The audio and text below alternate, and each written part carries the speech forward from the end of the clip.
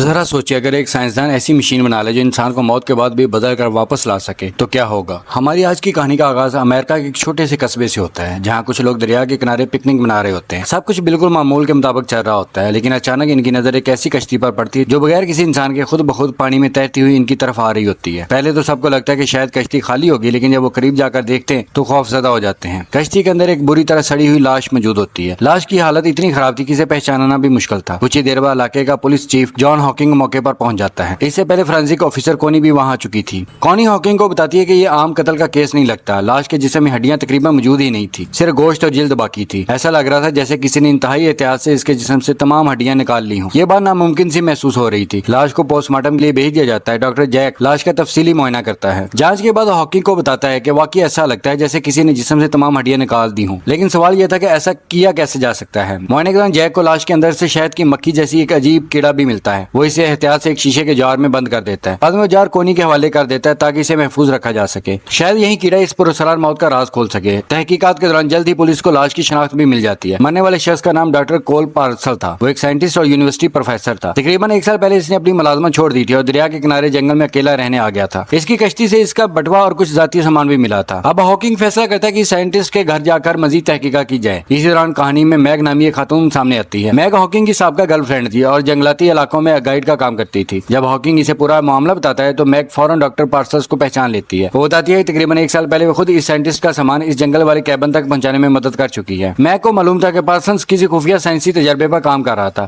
لیکن اسے تفصیلات کا علم نہیں تھا۔ ہاکنگ اسے اپنے ساتھ چلنے کی دعوت دیتا ہے اور میگ فوراً تیار ہو جاتی ہے۔ ہاکنگ ڈاکٹر جیک کو بھی ساتھ لے جاتا ہے تاکہ اگر کوئی سائنسی یا طبی ثبوت ملے تو وہ فوری طور پر اس کا جائزہ لے سکے۔ روانگی سے قبل ہاکنگ مزید معلومات اکٹھی کرتا ہے، تب اسے ایک اور حیران کن حقیقت کا پتہ چلتا ہے۔ ڈاکٹر پارسلز کی ایک چھوٹی بیٹی بھی تھی جو تقریباً 1 سال پہلے پراسرار طور پر غائب ہو گئی تھی۔ آج تک کوئی بھی اسے تلاش نہیں کر سکا۔ اگلے دن ہاکنگ، میگ اور جیک تمام ضروری سامان لے کر گھنے جنگل کی طرف روانہ ہو جاتے ہیں۔ راستے کا کچھ حصہ انہیں کشتی کے ذریعے طے کرنا تھا کیونکہ ڈاکٹر پارسلز کا کیبن دریا کے دوسرے کنارے کے انتہائی دور جگہ پر موجود تھا۔ سفر کے دوران ہاکنگز کو کونی کا فون آتا ہے۔ کونی ایک عجیب خبر دیتی ہے۔ وہ بتاتی ہے کہ جو کیڑا لاش سے ملا تھا وہ کل مر چکا تھا، لیکن آج اچانک دوبارہ زندہ ہو گیا ہے۔ یہ سن کر سب حیران رہ جاتے ہیں۔ کونی پوچھتی ہے کہ کیا وہ اس کیڑے کو مزید تحقیق کے لیے لیبارٹری بھیج دے، لیکن ہاکنگ اسے منع کر دیتا ہے اور کہتا ہے کہ میرے واپس آنے تک انتظار کرو۔